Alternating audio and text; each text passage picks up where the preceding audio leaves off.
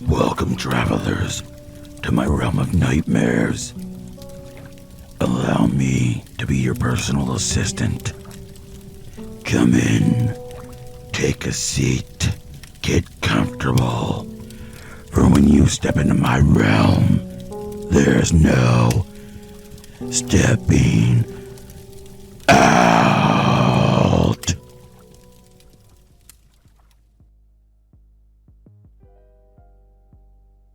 A year had passed since the BunnyMan massacre. My father, yes, you heard that right, my father was obsessed with that fucking thing. It has left a shadow looming over my life. You think that being his son, I'd want to find the suit and put it on, proving my father was not a killer, and that it was the suit, much like the letter he left me. Oh, that's right, you don't know. Weeks after my father killed my mom and all of their friends, dear old dad had pre-mailed a letter to my best friend Joey's house. Here is what it said. Son, if anything happens to your mom and me, I want you to know it was not me. It was the suit. Yes, I spent years obsessing over it. But how I came in possession of the suit was not normal. The shopkeeper refused to sell it to me. And when I left the shop, it was in my back seat. Then after getting it home, it spoke to me and got in my head and made me put it on. If you are reading this, we are dead. I hope you have a good life, son. I am sorry my obsession did this to our family. Every time I read this letter, it made me cry, knowing I was my father's last thoughts and that he sent me to Joey's to put me out of harm's way. This is the only thing that I need to know about my father. He was a good person, and he was not in control of himself when my mother and the others were murdered. Okay, enough of my backstory. You may be wondering why I'm here a year later talking about a crime that most of the world has forgotten about, other than my hometown, of course. Well, it's because it's back. I think it came from me, but I managed to get away again. So, I'm guessing it has unfinished business with me, and it will hunt me down until it claims my soul. Well, here's my story. It was a week before Easter. God, I hate that holiday. I was walking down the street when I looked over to see a store that I swear was not there before. It simply read, Store of Arcane Arts. In the window sat a bunny suit. When I made eye contact with it, I could hear it whispering in my head. It was like it was calling to me, and before I knew it, I was inside the store. The kindly old shopkeeper greeted me. Well, hello there, my lad. What can I do for you? I looked up, taken aback. This man was nothing like you'd expect a person to be that owned a shop like this. I'm okay, thank you. How are you?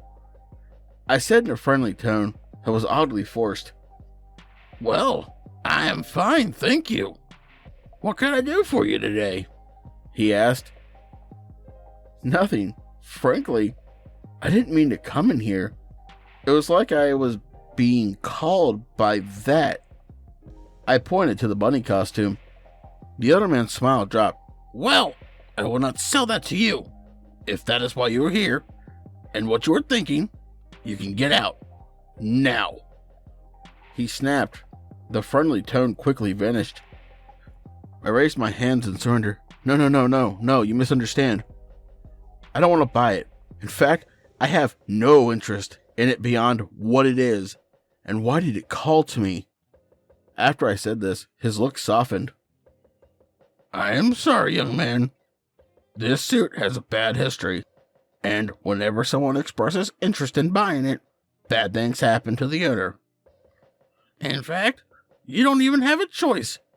It chooses you. So, The fact that it called out to you means it wants you next. But you resisted it, meaning your heart is not corrupt or greedy. That is a good thing, young man. A good thing indeed. What do you mean bad things happen? And that the owners do not choose it. It chooses you? I don't get it. You're acting like this thing has a life or mind of its own. Young man, that is exactly what I'm saying. Do you not know its history? The old man asked in earnest. I do not, I said to him. Well then, I'll give you a brief rundown. Many, many years ago, this was used in a demonic ritual, and they bound an ancient demon to the suit. Now, anyone that wears it is possessed, devoured, and never seen again. It takes 7 lives, 6 victims in the wearer. So, be glad, young man, that you have resisted the call of the suit. For it is not a thing to be taken lightly. After the old man finished his tale, I realized that this might be the same suit my father was obsessed with. I think this is the same suit my father wore when he killed my mother and 5 of his friends. The old man raised an eyebrow at me. My lad, do you happen to have a picture of your father? I said I did, and I pulled it out. I showed him the only picture I had of myself, Dad, and Mom. A sad look came over his face. Yes, that is him. He bought this suit last year. It is no wonder it called to you. It likes to work its way through families.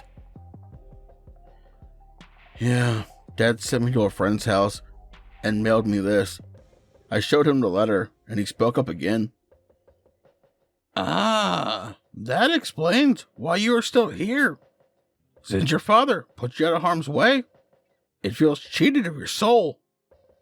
Young man, you must never go near this suit, or it will claim what it is owed, warned the old man. I shot him a fearful look and said that I best be going, and fast. I ran out of the store. As I passed the suit, it showed me flashes of my father killing my mom. I blasted through the door like the devil himself was on my heels. All the way home I cried, tears blurring my sight. When I finally got to my apartment, I slammed the door, locking it, and slid to the floor crying. Joey came out to check on me. Out of breath, I told him what happened at the weird occult shop. The story the old guy told me and how it freaked me out. Predictably, Joey just laughed at me, telling me I was an idiot. However, he did tell me he'd like to go to the shop and see the suit for himself. I tried to talk him out of it, but the next thing I knew, we were out the door and heading to the shop. Walking back, Joey would not shut up about the suit, the massacre, and my father. He was oblivious to how the subject made me feel. It's always been a trait of his that I wish he would fix. But about 20 minutes later, we stood in front of the shop and stared at the fucking bunny suit. That's it.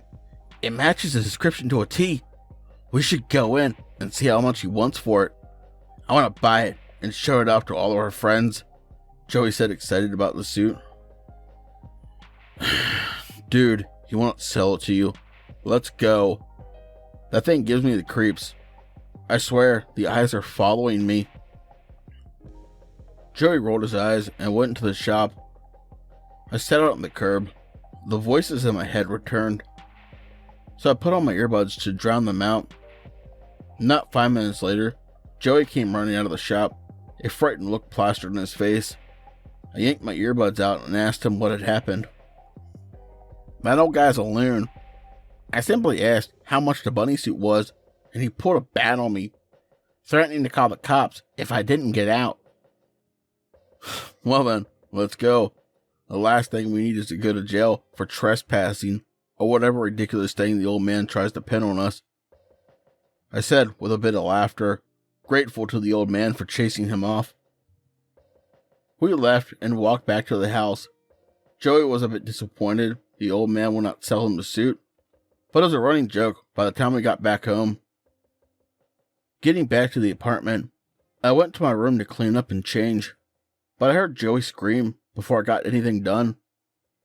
At first, I thought it was a scream of terror, but the second one sounded more like excitement. I came out of my room asking what was going on, and he came out with, you guessed it, that fucking bunny suit. Of course. I wondered how he got it. Had he stolen it? But he denied it.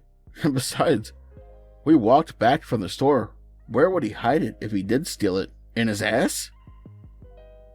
But then I had a flashback of how Dad came into possession of the suit, and the shopkeeper said it too. It chooses the ones that show interest in it. I'm gonna invite our friends over. I want to show them the suit. You know, you should be here too. With your father and all being one of the killers to use the suit. Fuck you. Can you just stop bringing that up? You know it fucked me up in the head. And no, I will not be here for your fucking party. In fact, I won't stay in this house with that fucking suit. I'm out of here. Where are you going to go? Not like you have many options. I'm going to stay at a hotel till after the party. I want that fucking suit out of this apartment, or I am.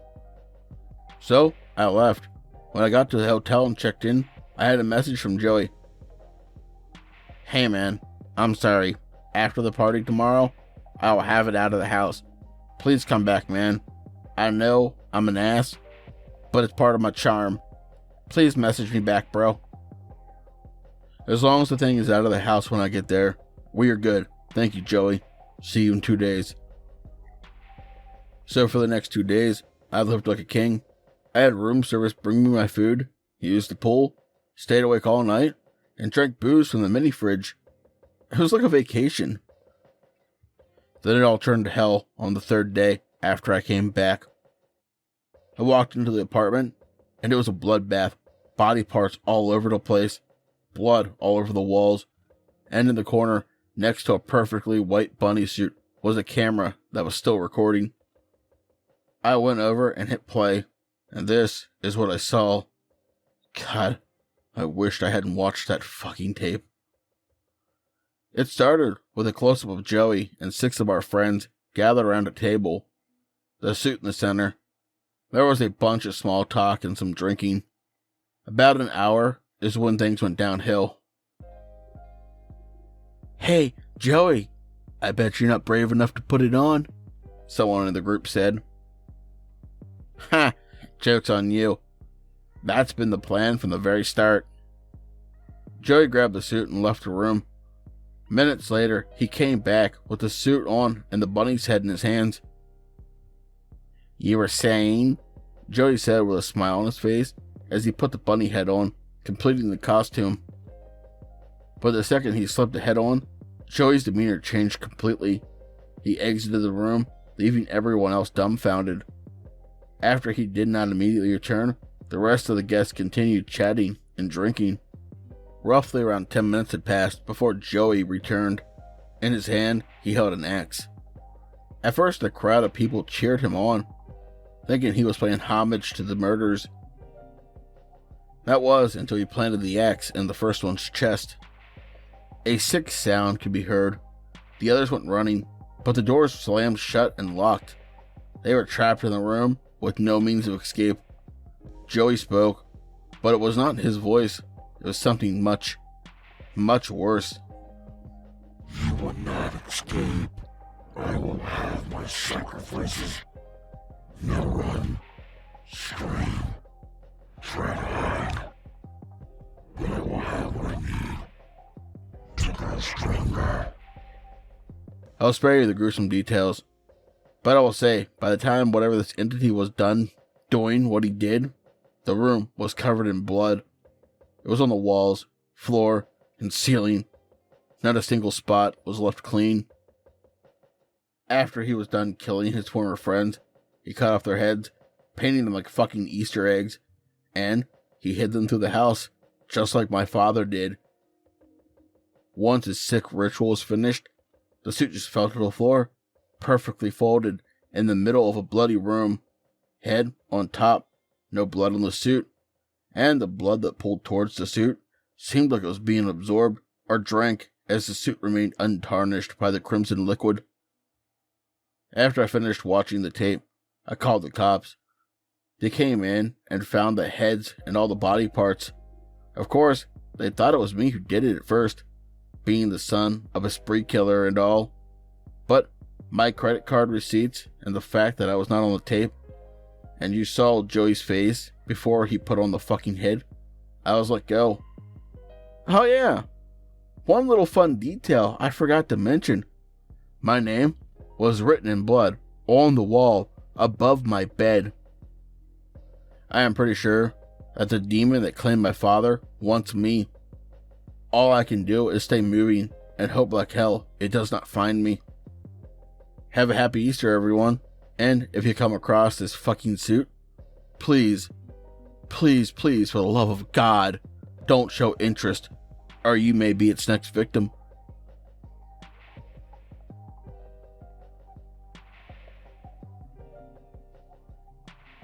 I just want to say happy Easter to anybody who celebrates it. I hope you guys had a fantastic holiday yesterday, and that you guys enjoyed some good family time. Anyways, tonight's story was The BunnyMan Returns, written by myself. If you enjoyed this, chances are you'll enjoy the rest of the content over on my channel. Why not check it out and let me know what you think? My good friend 242 Reads is really close to hitting 750, and when she does so, she'll be having a collab. If you guys haven't already, please check her out and let her know PA sent you. Hey, did you know I have merch? Well, I do. Crazy, right? But if you'd like to walk around representing my realm and gaining new travelers, the links to my merch store, as well as all of my other social medias, will be in the description below. As always, I'd like to say a special thank you to all my lovely Patreons. 242 Reads, Rando Calrissian, Seraphine, the Midnight Bard, Creepy Clown Girl, Mina, Hair-Raising Narratives, Spooky Boo Scary Story Time, Lycan Trucker, and Pimp Demon. If you'd like to join these lovely travelers but are light on my fire, you can do so by becoming a Patreon as well. Just remember, the support is always appreciated but is never expected. Please don't forget to like, comment, share, subscribe, and ding that bell for all future content if you're new, as it will really help push this video into the algorithm and helps the channel grow. But as always, travelers, once you step into my realm, there's no stepping